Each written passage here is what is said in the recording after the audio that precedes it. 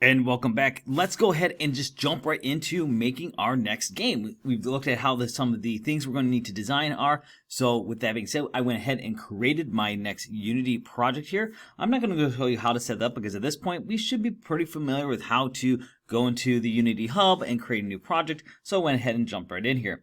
Now the thing I do want to do, of course, is start adding some assets in here right away. So I'm going to go ahead and bring in the Monstervania assets. You will find those in a zip file that you can go ahead and extract. And what I want to do is bring those assets into the game. And so if you look, I have extracted this already. Again, yours is probably going to be a zip file, so you have to right click and extract that. And I have two folders here. There's one for audio and one for sprites. So I'm going to bring both of these into the game here. And I can just go ahead and highlight these and drag them over here into my assets folder. So I just make sure I'm on assets.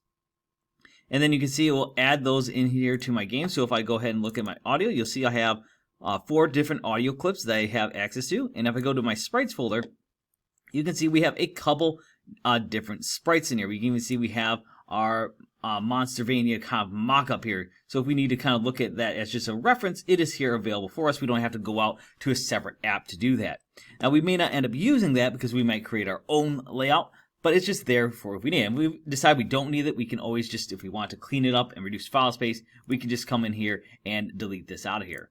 But one thing I want to kind of start off is just looking at some of these different sprites here, because one thing you'll notice, for example, if I look at my hero sprite, for example, and I see there's all these different pieces and I drag him into my game world, one thing you'll notice is that he's got all this different pieces around him. So it's not necessarily something that we really want right off the get-go.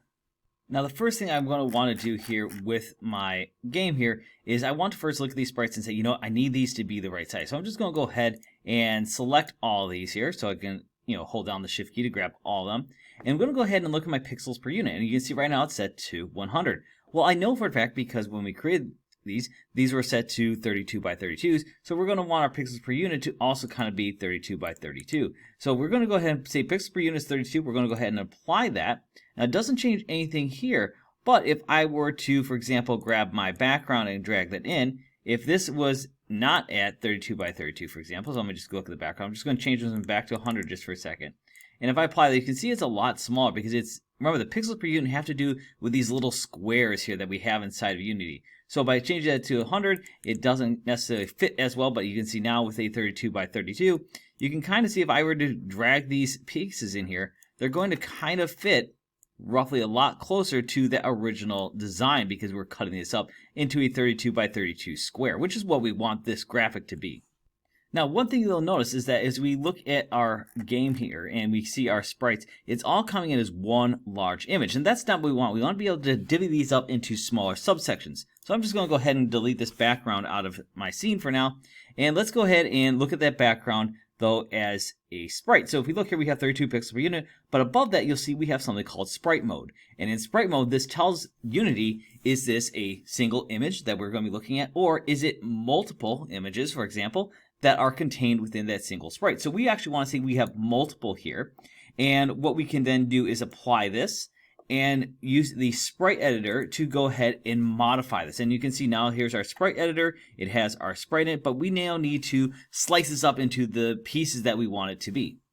So now when we actually want to slice this, you'll see that if we go into the slice menu here, we have a couple options. We have the automatic, we have grid by cell size, grid by cell count, isometric grid.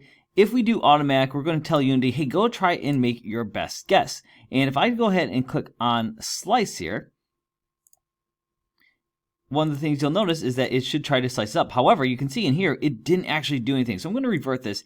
And that's because this option with the automatic slicing works best if you, for example, you left white spacing in between your sprites. But because you can see this one has no white spacing in between each of the sprites here, instead I'm going to want to change this one to a grid by cell size. And so this one's going to set it up by pixels. And so you can see here it says pixel size is 64. Well, I know for a fact that these are not 64 by 64, that these are actually 32 by 32.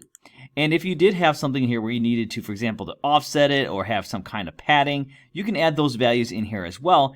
And that's going to allow the game to know that when you set up Unity, it's like, hey, this is not necessarily going to start right at a 32 by 32. Maybe you have a border here that you need to trim out first. And so that's where you can use some of these other values. But for now, 32 by 32 should work perfect. You can see it's all nice and looking good there with my preliminary views. So I'm just going to go ahead and click on Slice, and then I can click off this. And then if I click on one of these individual squares, you can see it now has labels for these individual spots. This is automatically taking that image and slice it up into these individual sprites. I didn't have to go through and import all these individual pieces because now it's one image I had to bring in. And Unity says, hey, I'm going to slice this up into little squares here for you that you can then use. And if I go ahead and apply this, this will now save all this changes. And then I close my sprite editor.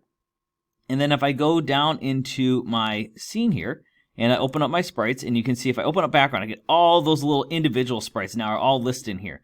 And I can actually then grab, for example, that individual corner sprite, and you can see I can bring and drop that right into my world. Now it says unapplied import settings, so I'm just going to make sure I hit save there, and now that is saved.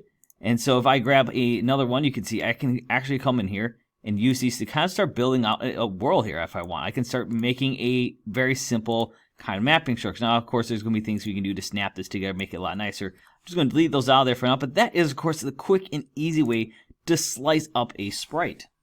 All right, so now let's go ahead and do the same thing, but let's go ahead and apply that with our hero here. And so first thing we do is we make sure we take our sprite mode, change that to multiple, apply that, go to our sprite editor, and in here, of course, we have our character with several different poses. And again, let's just take a look at that when we look at the automatic and see how it tries to slice that up. And you can see one thing that happens here is that it does do a better job here at recognizing, oh, these are individual characters, because you can see we have that transparency here for it to say we don't want that to be around that. However, one thing I want to point out is that you can see we have a couple issues. For one, you can see right here, we have this treating as one large sprite. And additionally, if we look, we have, for example, this character's lying sideways. And while that might seem like the correct thing to do, there's going to be issues, for example, when the character is jumping, that you can see that the bottom of that sprite doesn't match where the bottom of this sprite is.